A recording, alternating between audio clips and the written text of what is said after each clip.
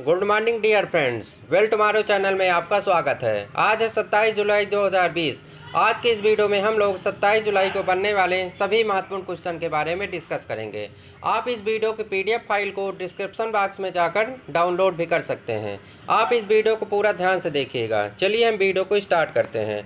आज का पहला क्वेश्चन है, किस देश में IPL 2020 को आयोजित किया जाना है? UAE, Australia, Bharat, England. इस क्वेश्चन का राइट आंसर होगा ऑप्शन नंबर ए, यूएई। इस साल का इंडियन प्रीमियर लीग 2020 यूएई में आयोजित किया जाएगा और इसका आयोजन कब होगा? 19 सितंबर 2020 से, और इसका फाइनल मैच होना है 8 नवंबर 2020 को। अब इसका आयोजन यूएई में होगा, तो हम बात करते हैं यूएई के बारे में।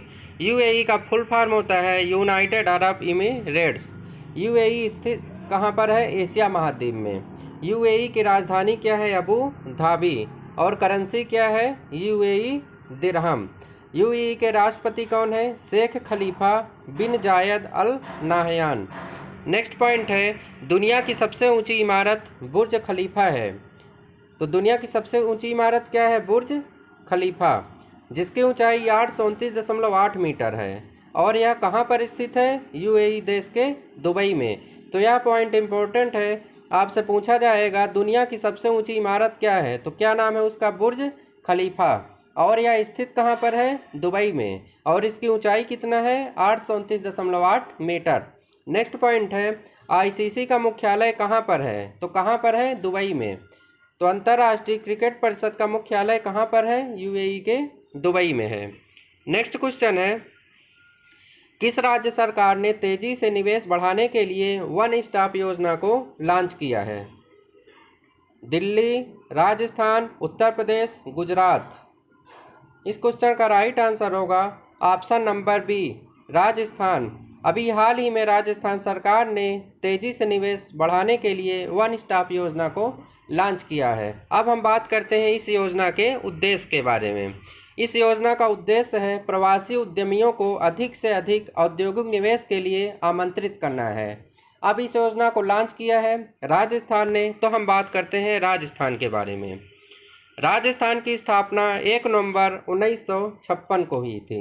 राजस्थानी की राजधानी कहाँ पर है? जयपुर। राजस्थान के सीएम कौन है? अशोक गहलोत। और गवर्नर कौन है? कलराज मिश्रा। राजस्थान के मुख्य न्यायाधीश कौन है? इंद्रजीत मोहंती। नेक्स्ट पॉइंट है, राजस्थान में लोकसभा सीटों की संख्या कितनी है? तो कितनी है? 25। और राज्यसभा सीटों की संख्या कितनी है? 10। और विधानसभा सीटें कितनी हैं? 200। नेक्स्ट पॉइंट है, राजस्थान से कुछ महत्वपूर्ण बिंदु हैं, हम उनके बारे में बात करते हैं। पहला पॉइंट है, राजस्थान के भरतपुर में केवलादेव राष्ट्रीय उद्यान है, जिसे यूनेस्को द्वारा विश्व धरोहर का दर्जा मिला हुआ है। यह पॉइंट मोस्ट इम्पोर्टेंट है, आपसे पूछा जाता है एग्जाम में, केवलादेव राष्ट्रीय उद्यान कहाँ पर स्थित है? तो कहाँ पर स्थित है? राजस्थान में। यदि ऑप्शन में राजस्थान ऑप्शन नहीं होगा तो उसकी जगह पर क्या होगा? भरतपुर। तो हमारा आंसर हो जाएगा भरतपुर, और इसे यूनेस्को द्वारा विश्व धरोहर का दर्जा भी मिला हुआ है।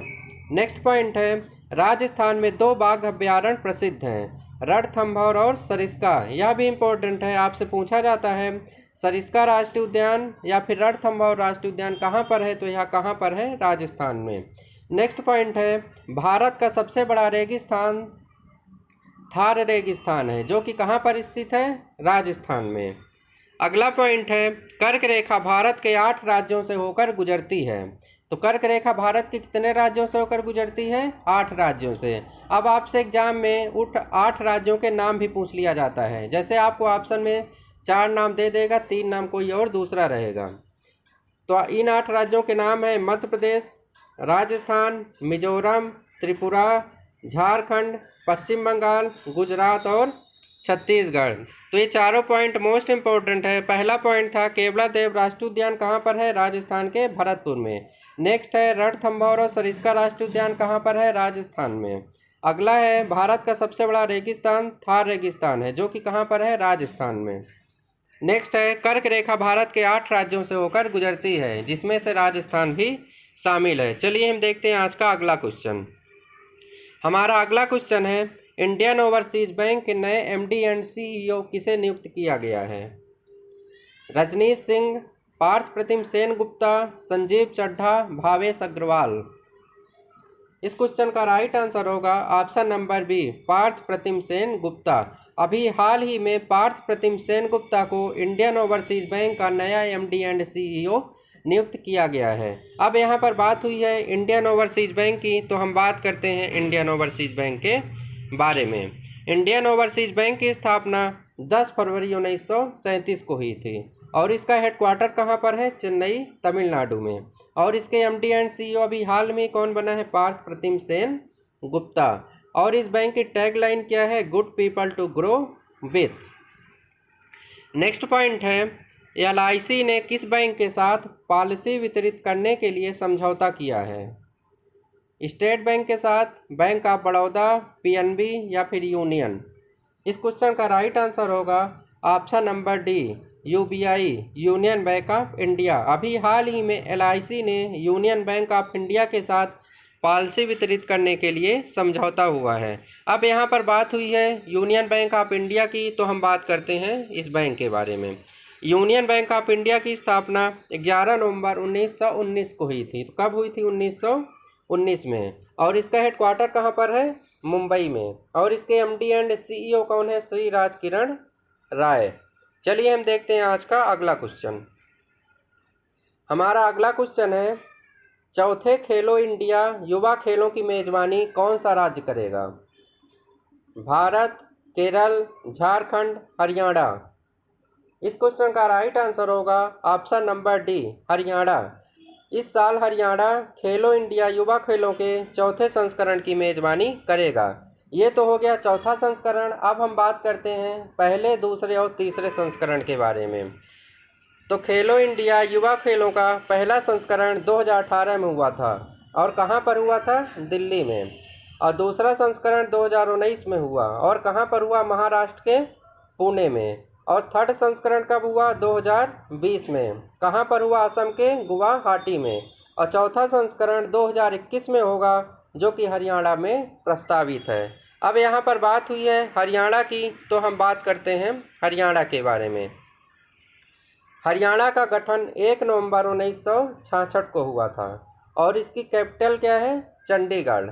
हरियाणा के सीएम कौन है? मनोहर लाल खट्टर। हरियाणा के राज्यपाल कौन है? सत्यदेव नारायण आर्य।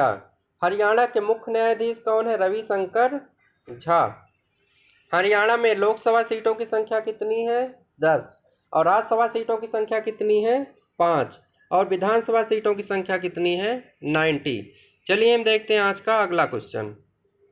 हमारा अगला क्वेश्चन है, किसने मानवता के लिए गुलबेंकियन पुरस्कार जीता है? बलदेव सिंह, हुसैन जैदी, ग्रेटा थनबर्ग, इनमें से कोई नहीं। इस क्वेश्चन का राइट आंसर होगा ऑप्शन नंबर सी। इस साल का ग्रेटा थनबर्ग ने गुलबेंकियन पुरस्कार जीता है। ग्रेटा थनबर्ग स्वीडन देश की हैं। अब हम आपको इस पुरस्कार का उद्देश्य बताते हैं।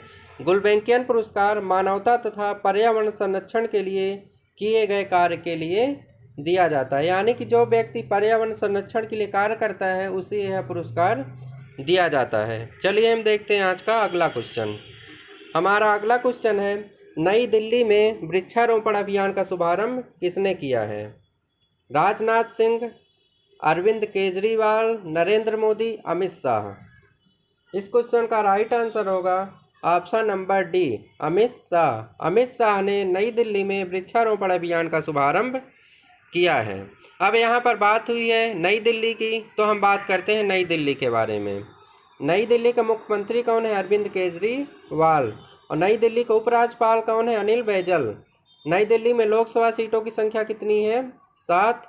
राज्यसभा सीटें कितनी है? 3। और विधानसभा सीटें कितनी है? 70।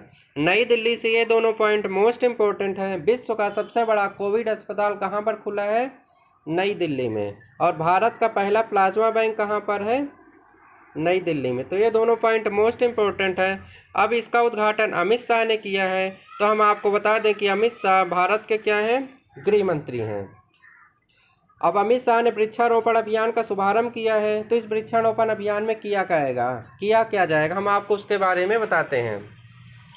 इस वृक्षारोपण अभियान के तहत देश भर में जैसे हो गई कोयला की खदानें हो गई, ग्रेनाइट की खदानें हो गई, पीएसयू की जो खदानें हैं तथा उनके आसपास के जो अन्य इलाके हैं वहां पर बड़े पैमाने में वृक्षारोपण किया जाएगा। इसके अलावा उन सभी इलाकों में पौधे भी बांटे जाएंगे ताकि समाज द्वारा वृक्षारोपण को बढ़ावा मिल सके।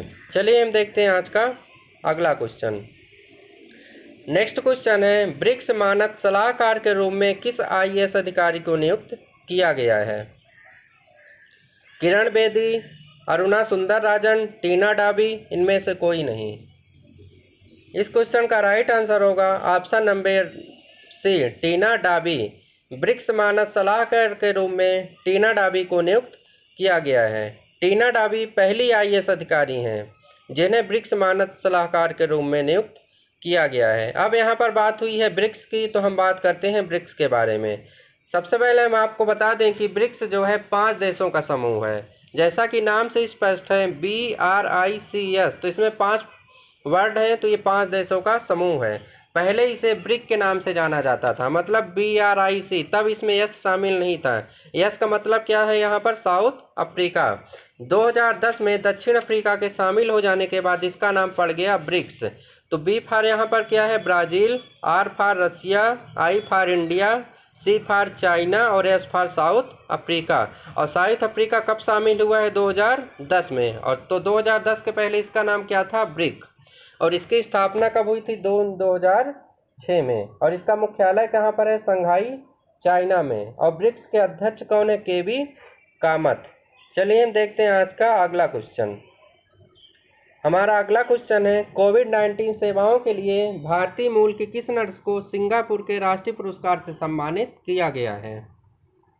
टीना डाबी, अरुणा, मिताली राज, कला नारायण स्वामी। इस क्वेश्चन का राइट आंसर होगा ऑप्शन नंबर डी, कला नारायण स्वामी। कोविड-19 की सेवाओं के लिए कला नारायण स्वामी को सिंगापुर का राष्ट्रपति पुरस्कार दिया गया है।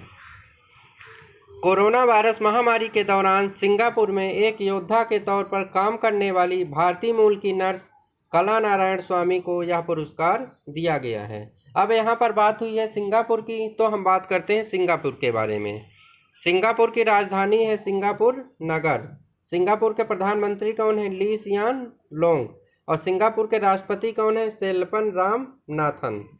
चलिए हम देखते हैं आज का अगला क्वेश्चन। हमारा अगला क्वेश्चन है, स्वयं सहायता समूहों की मदद के लिए किस राज्य ने अमूल के साथ समझौता किया है? उत्तर प्रदेश, गुजरात, आंध्र प्रदेश, महाराष्ट्र। इस क्वेश्चन का राइट आंसर होगा option number C, Andhra Pradesh. अभी हाल ही में आंध्र प्रदेश सरकार ने अमूल के साथ एक समझौता किया है। अब यहाँ पर बात हुई है अमूल की, तो हम बात करते हैं अमूल के बारे में।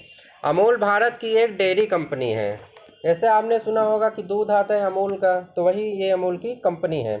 अमूल की स्थापना कब हुई थी? 14 दिसंबर 1946 को। अमूल का मुख्यालय कहाँ पर है? आनंद। और आनंद कहाँ पर है? गुजरात में। अमूल की टैग लाइन है the test of India.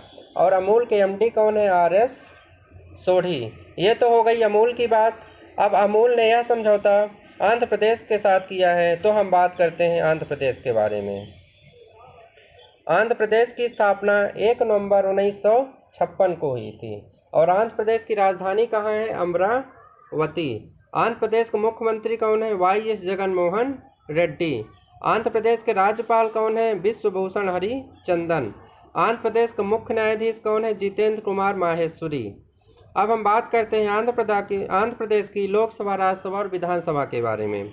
Andhra Pradesh की लोकसभा सीटों की संख्या कितनी है? 25।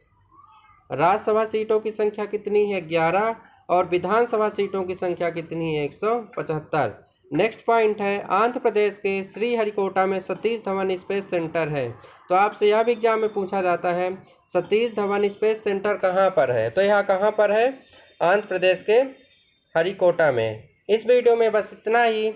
आगे की इसी तरह के वीडियो को पाने के लिए आप हमारे चैनल को लाइक करें और अपने दोस्तों के साथ शेयर करें, तथा यदि आप इस चैनल पर नए हैं तो इसे सब्सक्राइब भी करें।